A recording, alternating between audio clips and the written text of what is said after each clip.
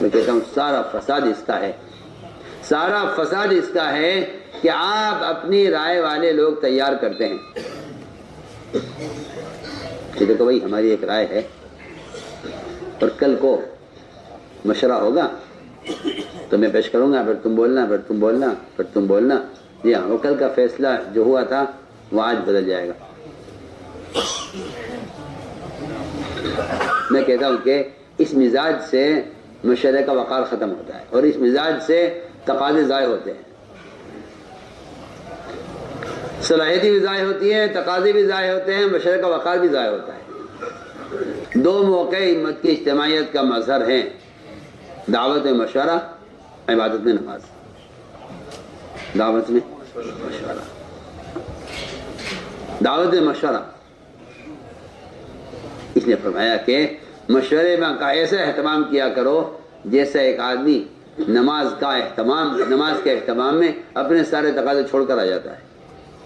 جس طرح نماز کے اہتمام میں سارے تقاضے چھوڑ کر آتا ہے، اس طرح تم مشورے کے اہتمام میں سارے تقاضے چھوڑ کر آیا کرو، کیونکہ جو آدمی مشورے کے لیے اپنے ذاتی تقاضوں کو چھوڑے گا نہیں، اللہ اکبر، فرمایا کہ اس کا مشورے کا مجاہدان ختم ہو جائے گا، امور مشورہ اسے الہامی نہیں ہوں گے۔ اگر مشورے میں حاضر نہیں ہوتا ہے اور رائے وہاں سے پیش کر رہا ہے تو کبھی بھی اس کی رائے کام کے حق میں مفید نہیں ہوگی۔ کیسے ہو جائے گی؟ جب خارج صلاۃ کا لقمہ نماز کو فاسد کر دیتا ہے تو مشورے سے باہر کی رائے مشورے کو کیا باقی رکھے گی؟ سوچیے، جب خارج صلاۃ کا لقمہ نماز کو فاسد کر دیتا ہے تو مشورے کے باہر سے رائے لکھ کر بھیجنے والے کی رائے مشورے کو کیا باقی رکھے گی؟ میں تو بہت آسان مثال دے رہا ہوں۔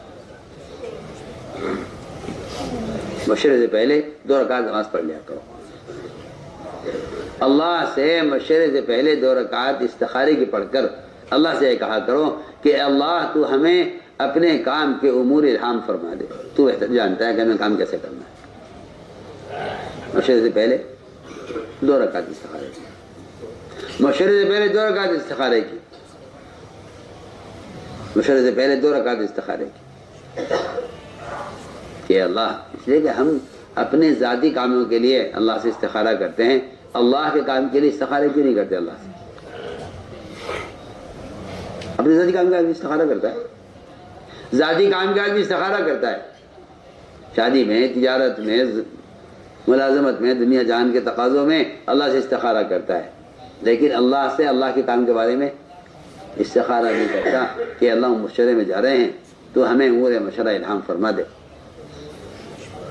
اور یہ بات حق ہے کہ جن لوگوں کا 2 صفتیں ہوں گی، ایک اللہ اکبر، ایک تو نقل و حرکت کے میدان میں زیادہ ہوں، ان پر اللہ تعالیٰ امور مشورہ الہام کرتے ہیں، ان کو امور مشورہ اللہ تعالیٰ الہام فرماتے ہیں۔ امور مشورہ نہیں الہام ہوتے ہیں جو اصل محنت کے میدان میں ہوتے ہیں، ورنہ سچی بات یہ ہے کہ صرف امور کا فیصلہ کر دینا یہ کوئی چیز نہیں ہے جب تک کہ خود ذمہ دار میدان میں نہ اتریں۔ ہمارے یہاں کا مزاج یہ ہے ہی نہیں کہ آپ ہیں اور آپ کے ماتحت عملہ ہے، یہ ایسا نہیں ہے، ایسا نہیں ہے، یہ نبوت کی شان کی بالکل خلاف ہے، یہ شان نبوت کے خلاف ہے کہ آپ ہیں اور آپ کے ماتحت عملہ ہے، یہ بات نبوت کی شان کے خلاف ہے، یہ بات نبوت کی شان کے خلاف ہے، بلکہ نبوت کا تقاضا یہ ہے اور شان نبوت یہ ہے کہ آپ نے فرمایا خندق میں خود اترتا ہوں۔ اس لیے آپ دیکھیں گے کہ سیرت میں بڑی بڑی فتوحات وہ مشورے کے ساتھ جڑی ہوئی ہے۔ حدیبیہ آپ دیکھ لیجئے، فتح مبین ہے حدیبیہ، حدیبیہ فتح عظیم حدیبیہ ہے۔ صحابہ خود فرماتے ہیں تم فتح مکہ پر حملے کو فتح عظیم کہتے ہو، ہم حدیبیہ کو فتح عظیم کہتے ہیں۔ اتنی بڑی اللہ تعالیٰ نے فتح دی ہے، وہ فتح صرف اس پر ہے کہ آپ صلی اللہ علیہ وسلم نے اس بارے میں ام سلمہ سے مشورہ کیا، میں کیا کہوں، صاحب میری بات نہیں مان رہے ہیں اور واپسی کا حکم ہے۔ انہوں نے مشورہ دیا کہ آپ اپنے آپ کو مکلف کر لیجئے، اپنا سر منڈوا لیجئے، دیکھیے یہ کیسے نہیں منڈواتے اپنا سر، یہ معمولی بات نہیں ہے۔ آپ بار بار صحابہ سے کہہ رہے سر منڈوا دو، حکم دے رہے, کوئی تیار نہیں ہے کہ حضرت کیسے ہم عمرہ چھوڑ کے کیسے واپس ہو جائیں. اپنے حلاق سے آپ نے کہا کہ سلمہ نے کہا اپنے حلاق سے کہیے آپ کو سر منڈ دے. آپ ایک سر منڈوانے سے لے کر خندق میں چٹان توڑنے کے لیے اترنے تک آپ سے آسرے میں دونوں کام خود کیے ہیں, دونوں کام خود کیے. اس لیے فرمایا کہ اصول ہے یہ, تکلیف اپنے لیے, ترغیب دوسروں کے لیے. تکلیف اپنے لیے, لا تکلف الا نفسک وحرض المؤمنین, اپنے لیے تکلیف, دوسروں کے لیے ترغیب, تو آپ کی ترغیب مؤثر ہو جائے گی. تو میں نے عرض کیا کہ مشورہ حضور اکرم صلی اللہ علیہ وسلم صحابہ سے رائے لیا کرتے تھے, صحابہ رائے پیش کیا کرتے تھے. اور فیصلے کا مطلب ہی یہی ہے کہ آدمی فیصلے کے بعد اپنی رائے کو بھول جائے. اس لیے کہ پکی ٹھکی بات ہے کہ ایسا آدمی مومن نہیں ہو سکتا. صاف قرآن نے کہا ہے کہ ایسا آدمی مومن نہیں ہو سکتا کہ نبی کے فیصلے کے بعد اس کے دل میں اس کی اپنی رائے باقی رہ جائے, وہ مومن نہیں ہو سکتا. ثم لا يجد في انفسهم حرجا مما قضيت, کہ آپ کے فیصلے کے بعد ان کے دل میں اپنی رائے کوئی الجھن باقی رہ جائے, وہ مومن نہیں ہو سکتے. یہ فرمایا کہ فیصلہ جو ہوتا ہے وہ 100 رائے کو ایک رائے کرنے کے لیے ہوتا ہے. بعض مرتبہ آدمی کے دل میں فیصلے کے بعد کوئی اچھی رائے آ جاتی ہے. یہ بھی ایک امتحان ہے, یہ بھی ایک امتحان ہوتا ہے. یہ بھی ایک امتحان ہوتا ہے کہ اگر امیر کے فیصلے کے بعد آپ کے دل میں کوئی رائے آ گئی ہے تو آپ کیا کرتے ہیں. میں کہتا ہوں آپ سے کہ ایک راستہ فساد کا ہے, ایک اصلاح کا ہے. ایک راستہ فساد کا ہے, ایک اصلاح کا ہے. فساد کا راستہ کیا ہے بتاؤں آپ کو. فساد کا راستہ یہ ہے کہ آپ کے دل میں جو رائے آئی ہے فیصلے کے بعد, آپ اس رائے کا لوگوں میں تذکرہ کر کے اپنی رائے کے لوگ تیار کریں. میں کہتا ہوں سارا فساد اس کا ہے, سارا فساد اس کا ہے کہ آپ اپنی رائے والے لوگ تیار کرتے ہیں. کہ دیکھو بھائی ہماری ایک رائے ہے اور کل کو مشورہ ہوگا تو میں پیش کروں گا, پھر تم بولنا, پھر تم بولنا, پھر تم بولنا. جی ہاں, وہ کل کا فیصلہ جو ہوا تھا وہ آج بدل جائے گا.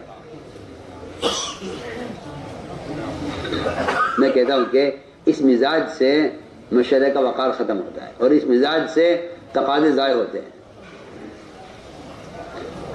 صلاحیتی بھی ضائع ہوتی ہے, تقاضے بھی ضائع ہوتے ہیں, مشورے کا وقار بھی ضائع ہوتا ہے.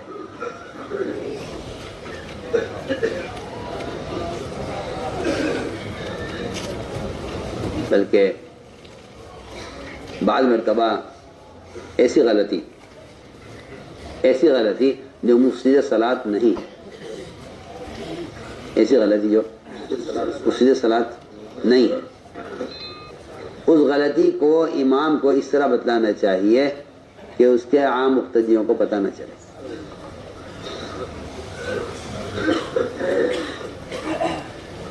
جو غلطی مفسد صلاۃ ہے اس کے بارے میں تو بر وقت ٹوک دینا چاہیے.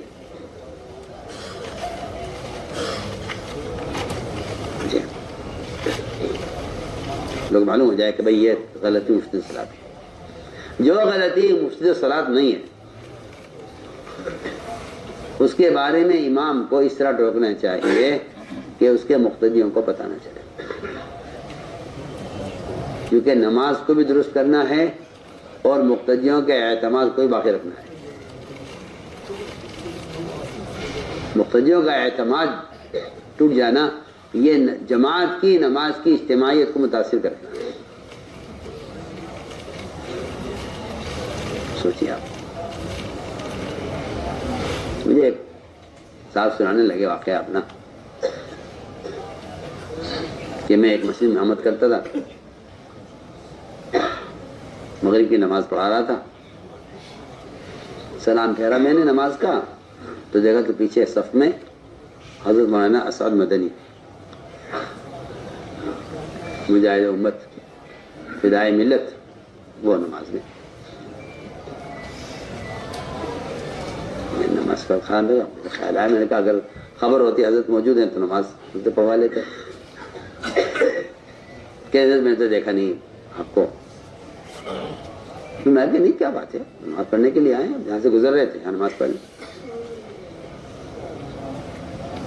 نماز کے بعد حضرت ان کو سے کہنے لگا مجھے آپ سے تنہائی میں کچھ بات کرنی ہے، آپ جانتے کہاں سے ہیں، کیا بات پیش آ گئی، میں ایک مسجد کا امام معمولی آدمی، آپ مجھ سے کیا بات کریں گے؟ وہ بیچارہ گھبرا گیا۔ میں نے گھبرانے کی بات نہیں ہے، مجھے تنہائی چاہیے، میں ایسے کونے میں ایک طرف ہو جائیں، وہاں ہو گئے تو وہاں لوگ جمع ہو گئے۔ میں نے فرمایا کہ تمہارا یہاں حجرہ ہے؟ کہ یہاں حجرہ ہے میرا، حجرے میں چلو۔ حجرے میں جا کے فرمانے لگے کمرہ بند کر کے کہ وہ یہ جگہ آپ نے غنہ کر دیا، اس میں قرات میں وہاں غنہ نہیں ہونا چاہیے، بس یہ بات کر کے سلام کر کے حضرت آپ نے وہاں گئے، وہاں کونے میں گئے، پھر حجرے میں آئے۔ فرمایا میں اگر مختلف کے سامنے ٹوک تھا تو یہ باہر بازار میں جا کے یہ کہتے کہ حضرت نے ان کی جو غلطی، ان کی قرات کو غلط کہہ دیا، ان کی قرات صحیح نہیں ہے۔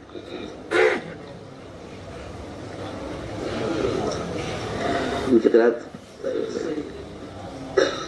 یہ مجھے اس شخص نے اگر خود نہ سنایا ہوتا، میں کہتا ہوں اس نے مجھے خود سنایا واقعہ کہ یہ واقعہ میرے ساتھ پیش آیا ہے۔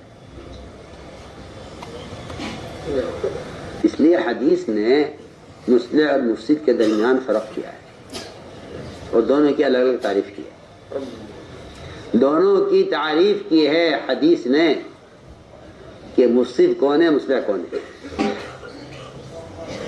جو آدمی کسی کے منکر کو منکر کرنے والے کے علاوہ کو سنانا چاہتا ہے اس کو حدیث میں مفسد کہا گیا ہے، حدیث میں اس کو مفسد کہا گیا ہے، بالکل۔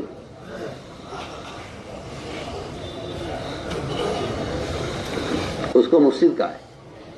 اگر آپ تلاش کر رہے ہیں عیب یہ جاننے کے لیے کہ اگر مجھے پتہ چل جائے انہوں نے کیا کیا تھا میں لوگوں کو بتاؤں، تو فرمایا کہ یہ جو عیب تلاش کر رہا ہے کسی مسلمان کا، یہ مصلح نہیں، یہ مفسد ہے۔ انکا انتباہ عورات المسلمین افسدتہم، صحیح روایت ہے۔ بیان آپ کو پسند آیا ہو تو بیان کو لائک، شیئر اور چینل کو سبسکرائب کرنا مت بھولیے۔ کمنٹس میں اپنی رائے کا اظہار ضرور کیجیے۔